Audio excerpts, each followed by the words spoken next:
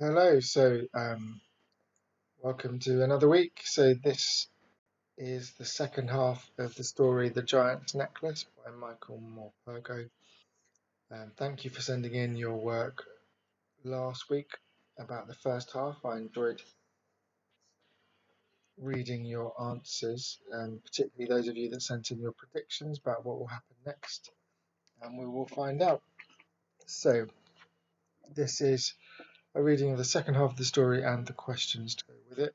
The documents um, are on Show My Homework if you want to go onto there and download them. They're there for you. So, the Giant's Necklace. So, the thought of walking in through the front door, all dripping and dramatic, made her almost choke with excitement. As she reached forward to brush a sharp stone from the sole of her foot, Cherry noticed that the narrow entrance to the cave was half sealed in. She ran her fingers over the stones and cement to make sure, for the light was poor. It was at that moment that she recognized exactly where she was. She recalled now the giant fledgling cuckoo one of her brothers had spotted being fed by a tiny rock pipit earlier in the holidays, how they had quarrelled over the binoculars, and how, when she had finally usurped them and made her escape across the rocks, she had found the cuckoo perched at the entrance to a narrow cave some way up the cliff face from the beach. She had asked about the man-made walling, and her father had told her of the old tin mines whose lodes and adits crisscrossed the entire coastal area around Zena. This one, he said, might have been the mine they called Wheel North Grills, and he thought the adit must have been walled up to prevent the seas from entering the mine in a storm. It was said there had been an accident in the mine only a few years after it was opened, over 100 years before, and that the mine had had to close soon after, when the mine owners ran out of money to make the necessary repairs. The entire story came back to her now, and she wondered where the cuckoo was, and whether the rock pipit had died with the effort of keeping the fledgling alive. Tin mines, she thought, led to the surface and the way home. That thought, and her natural inquisitiveness about the sort of light, persuaded her to her feet and into the tunnel. The adit became narrower and lower as she crept forward, so that she had to go down on her hands and knees, sometimes flat on her stomach. Although she was out of the wind now, it seemed colder. She felt she was moving downwards for a minute or two, for the blood was coming to her head and her weight was heavy on her hands. Then, quite suddenly, she found the ground levelling out and saw a large tunnel ahead of her. There was no doubt as to which way she should turn, for one way the tunnel was black, and the other way was lighted with candles that lined the lode wall as far as she could see. She called out, "Anyone there? Anyone there?"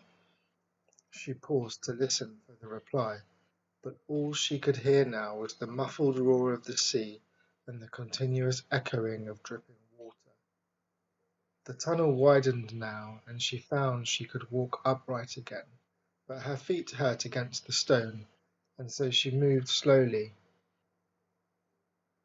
feeling her way gently with each foot. She had gone only a short distance when she heard the tapping for the first time, distinct and rhythmic, a sound that was instantly recognizable as hammering. It became sharper and noticeably more metallic as she moved up the tunnel. She could hear the distant murmur of voices and the sound of falling stone. Even before she came out of the tunnel and into the vast cave, she knew she had happened upon a working mine. The cave was dark in all but one corner, and here she could see two men bending to their work, their backs towards her. One of them was inspecting the rock face closely, while the other swung his hammer with controlled power, pausing only to spit on his hands from time to time. They wore round hats with turned-up brims that served also as candlesticks, for a lighted candle was fixed to each, the light dancing with the shadows along the cave walls as they worked. Cherry watched for some moments until she made up her mind what to do. She longed to rush up to them and tell of her escape and to ask them to take her to the surface, but a certain shyness overcame her and she held back. Her chance to interrupt came when they sat down against the rock face and opened their canteens. She was in the shadows, and they still could not see her.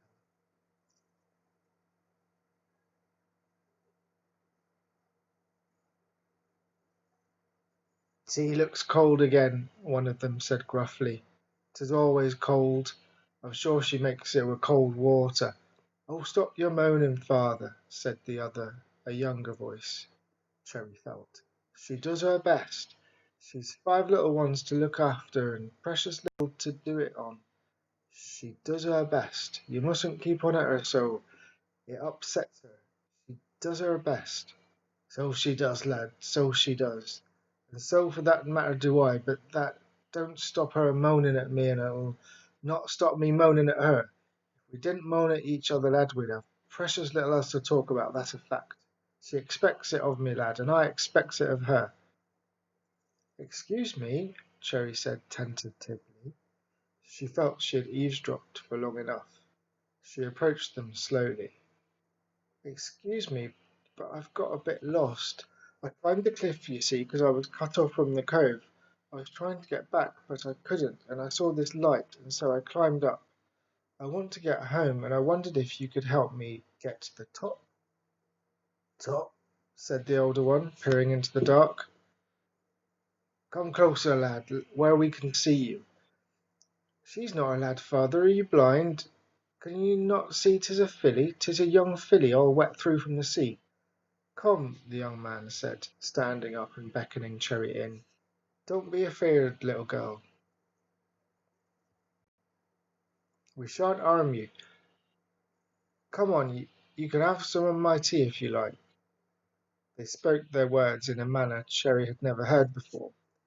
It was not the usual Cornish burr, but heavier and rougher in tone, more old-fashioned somehow. There were so many questions in her mind. "But I thought the mine was closed 100 years ago," she said nervously. "That's what I was told, anyway." "Well, you was told wrong," said the old man, whom Cherry could see more clearly now under his candle. His eyes were white and set far back in his head, unnaturally so, she thought, and his lips and mouth seemed a vivid red in the candlelight. "Closed. Closed indeed. Does it look closed to you? Do you think we're digging for worms? Over 4,000 tons of tin last year and 9,000 of copper ore, and you ask if the mine closed? Over 20 fathoms below the sea this mine goes. We'll dig right out under the ocean half-way to 'Merica 'fore we close down this mine." He spoke passionately now, almost angrily, so that Cherry felt she had offended him. "Hush, father," said the young man, taking off his jacket and wrapping it around Cherry's shoulders. "She doesn't want to hear about all that. She's cold and wet. Can't you see? Now let's make a little fire to warm her. She's shivering right through to her bones. You can see she is." "They all are," said the old tinner, pulling himself to his feet. "They all are." He shuffled past her into the dark. "I'll fetch the wood," he muttered, and then added, "for all the good it'll do." "What does he mean?" Cherry asked the young man, for whom she felt an instant liking. "What did he mean by that?" "Oh, pay him no heed, little girl," he said. "He's an old man now, and tired of the mine. We're both tired of it, but we're proud of it, see, and we've nowhere else to go, nothing else to do." He had a kind voice that was reassuring to Cherry. He seemed somehow to know the questions she wanted to ask, for he answered them now without her ever asking. "Sit down by me while you listen, girl," he said. "Father will make a fire to warm you, and I shall tell you how we come to be here. You won't be afeard now, will you?" Cherry looked up into his face, which was younger than she had expected from his voice, but, like his father's, his eyes seemed sad and deep-set. Yet they smiled at her gently, and she smiled back. "That's my girl." It was a new mine, this promising, everyone said.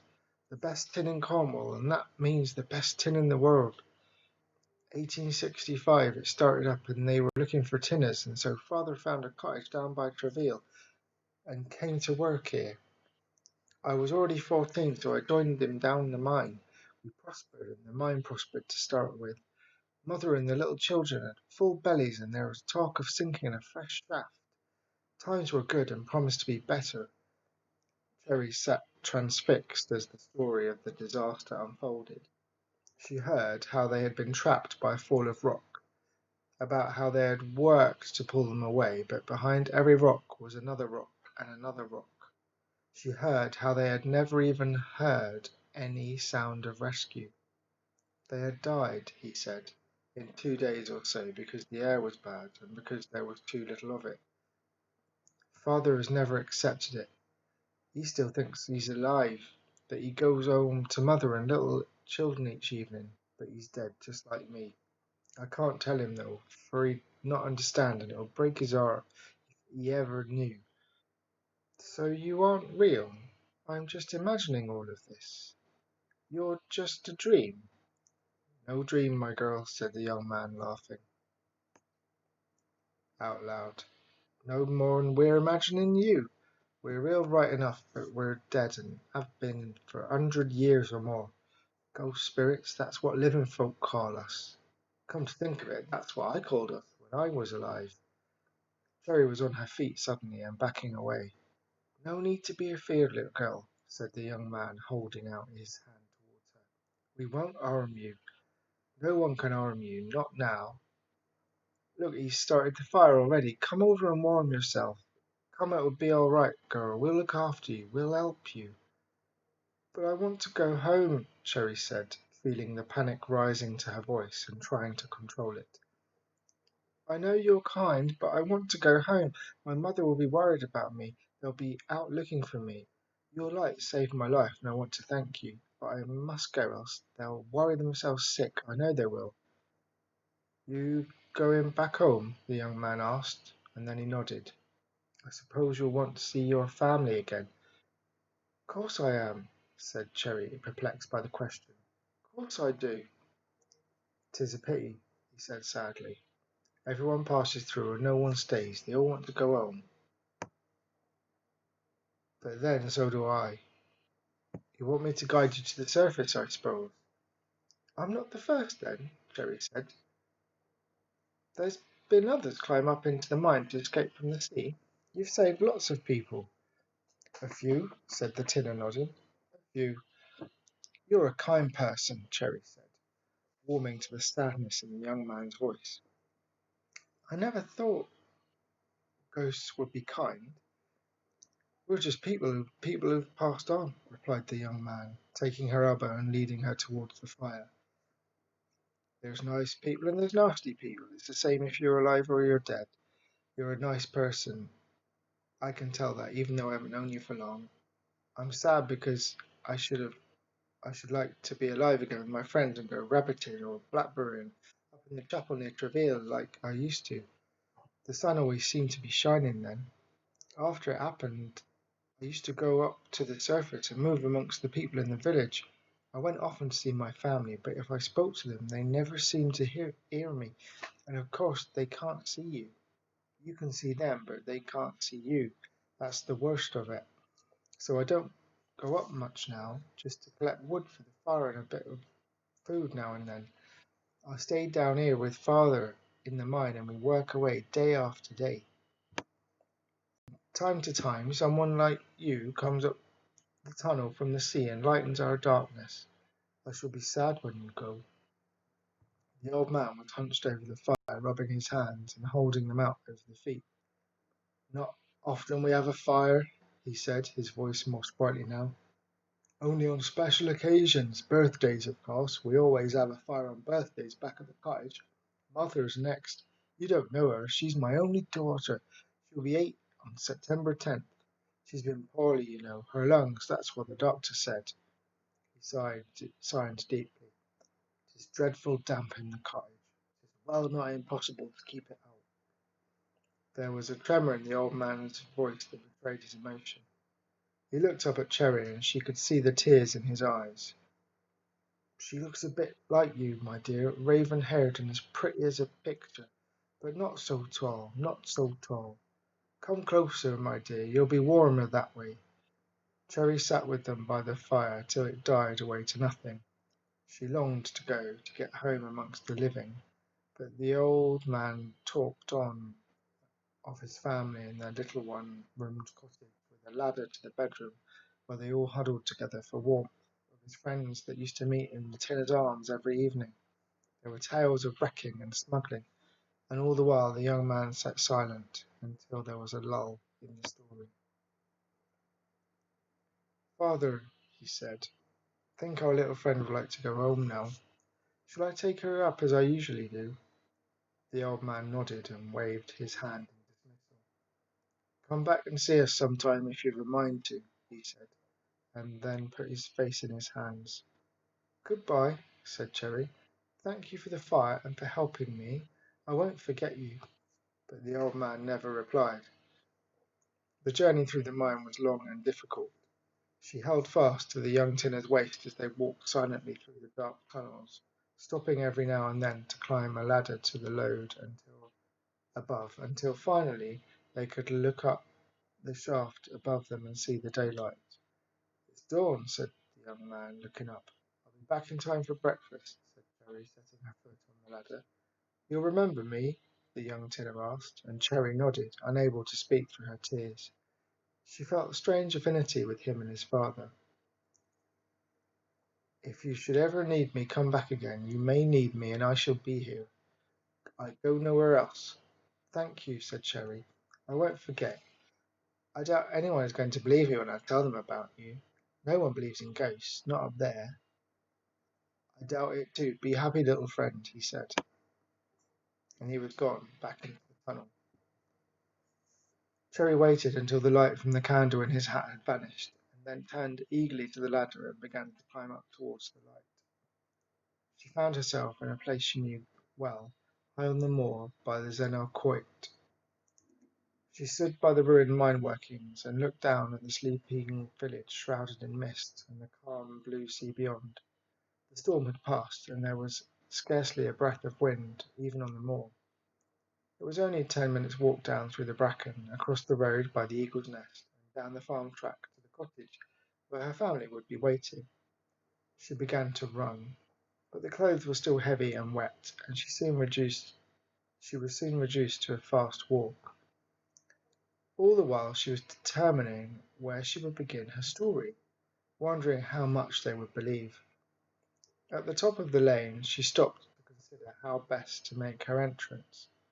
Should she ring the bell and be found standing there, or should she just walk in and surprise them there at breakfast? She longed to see the joy on their faces, to feel the warmth of their arms around her, and to bask once again in their affection. She saw, as she came round the corner by the cottage, that there was a long blue Land Rover parked in the lane, bristling with aerials. "Coast Guard," she read on the side. As she came down the steps, she noted that the back door of the cottage was open and she could hear voices inside. She stole in on tiptoe. The kitchen was full of uniformed men drinking tea, and around the table sat her family, dejection and despair etched on every face. They hadn't seen her yet. One of the uniformed men had put down his cup and was speaking. His voice was low and hushed. "You're sure the towel is hers? No doubts about it?" Cherry's mother shook her head. "It's her towel," she said quietly, "and they are her shells. She must have put them up there. Must have been the last thing she did." Cherry saw her shells spread out on the open towel and stifled a shout of joy. "We have to say," he went on, "we have to say then, most regrettably, that the chances of finding your daughter alive now are very slim. It seems she must have tried to climb the cliff to escape the heavy seas and fallen in. We've scoured the cliff top for miles in both directions and covered the entire beach, and there is no sign of her. She must have been washed out to sea. We must conclude that she is missing. We have to presume that she is drowned."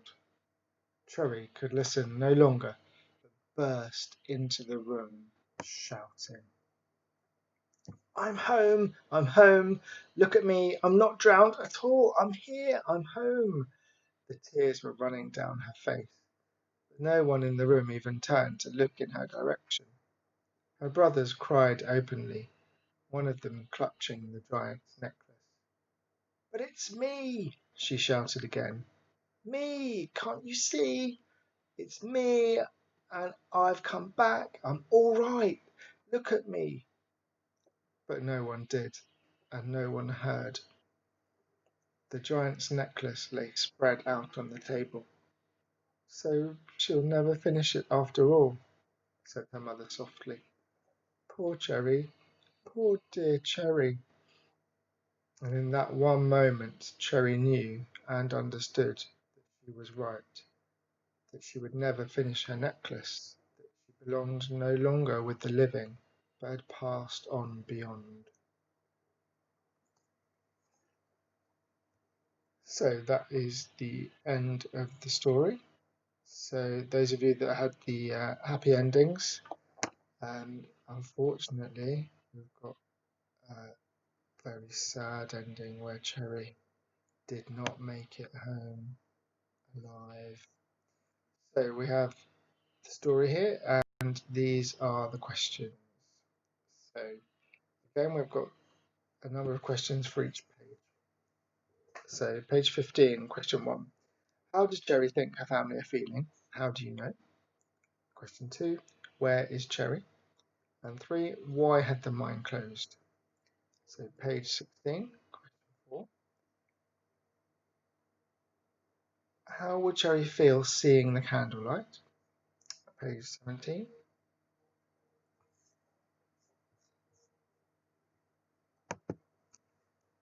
Oh, it's gone funny there.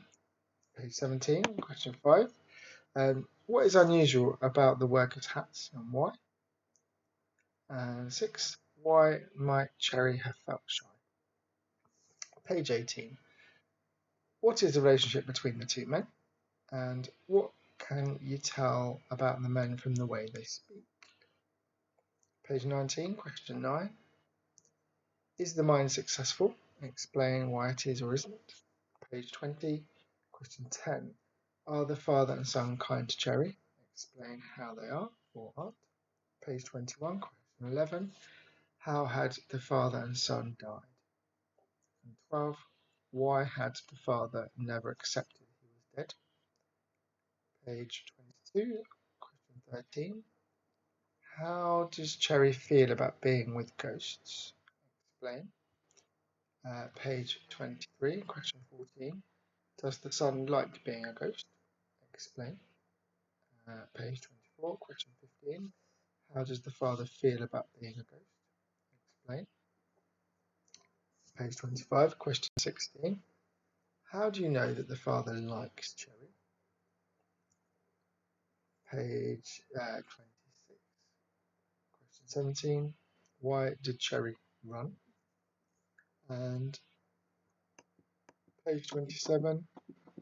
How did Cherry feel seeing her shells? And question 19. What did Cherry expect the reaction of her family to be when she burst into the room? And page 28, question 20. Describe how Cherry felt when she realised she was no longer